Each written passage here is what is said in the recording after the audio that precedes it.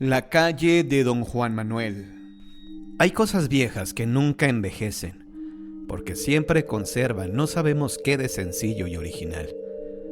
Esto sucede con la leyenda de Juan Manuel. Todos la saben, más o menos adulterada. Todos la refieren, y acerca de ella se han escrito dramas, poesías y artículos literarios. Y sin embargo, cada vez que la cantan nuestros poetas o que la relatan nuestros escritores, el pueblo la recuerda con curiosidad y con deleite. No se nos culpe, pues, que escribamos un capítulo más sobre un asunto tan conocido. Pero lo repetimos, hay sucesos antiguos que siempre son nuevos y que agradan al público tanto como al buen tomador el vino añejo. Atendamos primero a la historia, para después escuchar a la leyenda. En la comitiva que trajo a Nueva España el excelentísimo señor virrey, don Diego Fernández de Córdoba, marqués de Guadalcázar, vino un caballero español muy principal, natural de Burgos, llamado Juan Manuel de Solórzano, el cual poseía cuantiosos bienes y fue de muchos respetado. Cuando años después empuñó las riendas del gobierno virreinal, López Díaz de Armendáriz, marqués de Cadereyta. En 1636, don Juan Manuel casó con doña Mariana de Laguna, hija de un acaudalado minero de Zacatecas, y ambos esposos pasaron a vivir en una casa que estaba muy próxima a la de su excelencia el virrey. La vecindad de habitaciones aumentó, como era muy natural, la amistad entre don Juan y el de Cadereyta, al grado de que éste se pasaba gran parte del día en la morada de su amigo, no sin murmuraciones y hablillas de los que eran enemigos del marqués o de los que envidiaban al primero. Las malas pasiones llegaron al colmo cuando el virrey encargó a su privado de la administración de los ramos de la Real Hacienda y por consiguiente de la intervención de las flotas que venían de la península.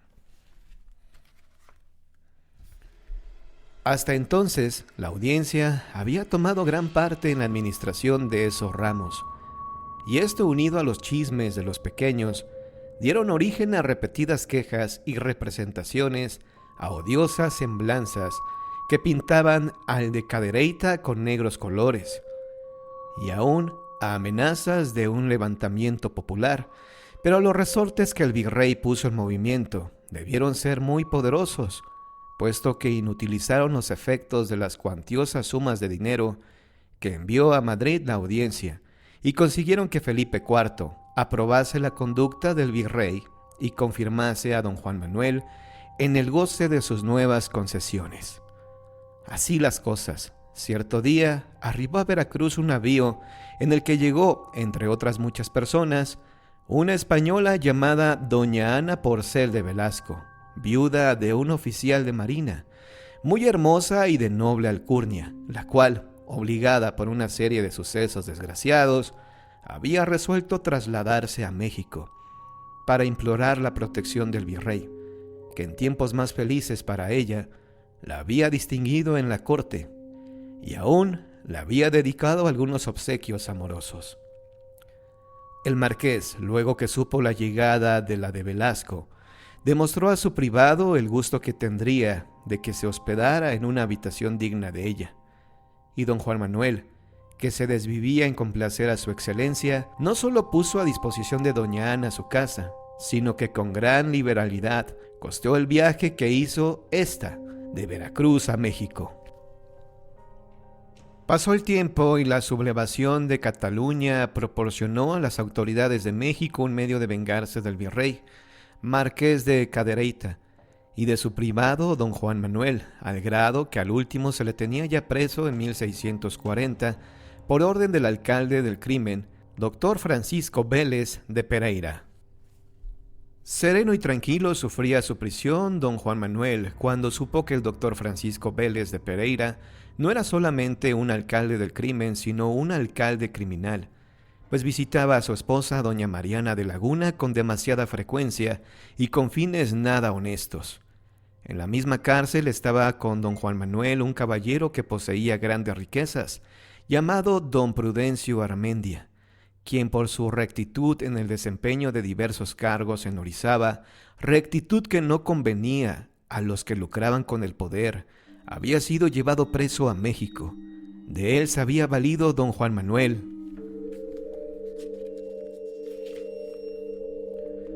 para arreglar el viaje de doña Ana de Velasco, y él le proporcionó el modo de salir de la prisión para cerciorarse de la conducta de su esposa.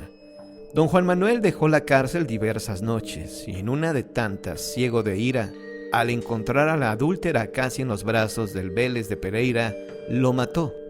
Los resultados fueron funestos. La audiencia no quería hacer público los detalles del crimen, y el virrey, que se ignora si fue todavía el marqués de Cadereyta o su sucesor, hizo esfuerzos poderosos por salvar a don Juan Manuel.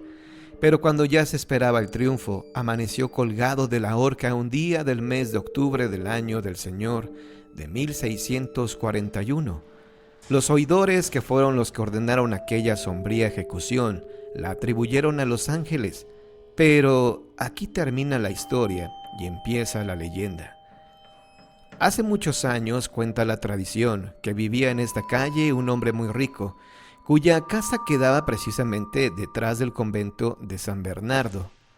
Este hombre se llamaba don Juan Manuel y se hallaba casado con una mujer tan virtuosa como bella. Pero aquel hombre, en medio de sus riquezas y al lado de una esposa que poseía prendas tan raras, no se sentía feliz a causa de no haber tenido sucesión.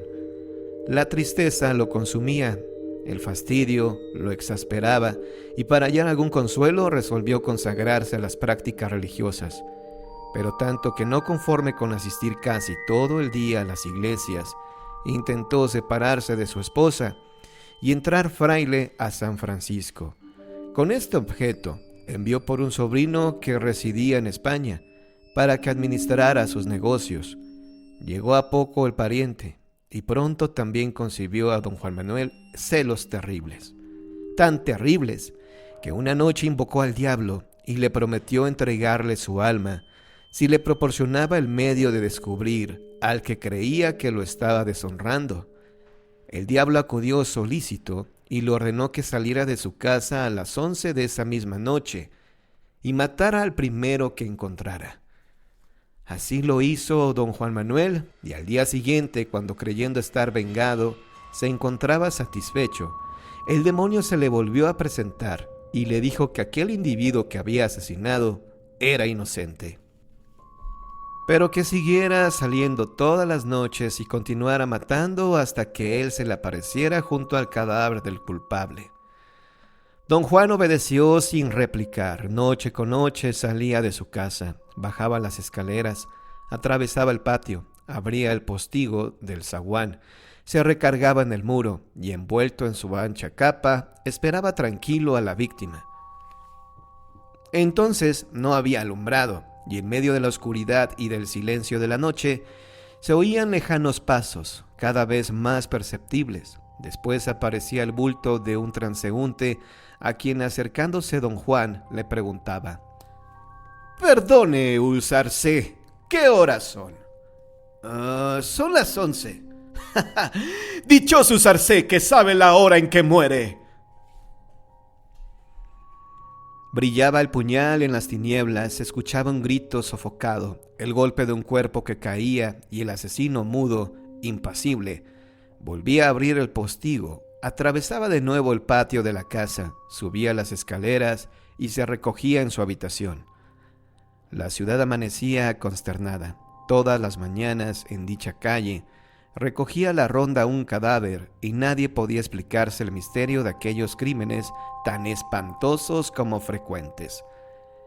En uno de tantos días, muy temprano, condujo la ronda un cadáver a la casa de don Juan Manuel, y éste contempló y reconoció a su sobrino, al que tanto quería y al que debía la conservación de su fortuna. Don Juan, al verlo, trató de disimular, pero un terrible remordimiento conmovió todo su ser, y pálido, tembloroso, arrepentido, fue al convento de San Francisco. Entró a la celda de un sabio y santo religioso, y arrojándose a sus pies, y abrazándose a sus rodillas, le confesó uno a uno todos sus pecados, todos sus crímenes engendrados por los celos y ordenados por el espíritu de Lucifer, a quien había prometido entregar su alma. El reverendo lo escuchó con la tranquilidad del juez y con la serenidad del justo, y luego que hubo concluido, don Juan le mandó por penitencia que durante 3 noches consecutivas fuera a las 11 en punto a rezar un rosario al pie de la horca, en descargo de sus faltas y para poder absolverlo de sus culpas. Intentó cumplir don Juan, pero no había aún recorrido las cuentas todas de su rosario la primera noche, cuando percibió una voz sepulcral que imploraba en tono dolorido: un Padre Nuestro y un Ave María por el alma de don Juan Manuel. Quedóse mudo, se repuso enseguida, fue a su casa y sin cerrar un minuto los ojos, esperó al alba para ir a comunicar al confesor lo que había escuchado. Vuelva esta misma noche, le dijo el religioso.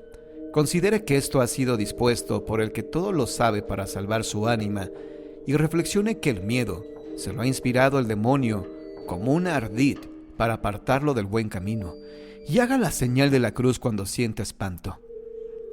Humilde, sumiso y obediente, don Juan Manuel estuvo a las 11 en punto en la horca, pero aún no había comenzado a rezar cuando vio un cortejo de fantasmas que con cirios encendidos conducían su propio cadáver en un ataúd.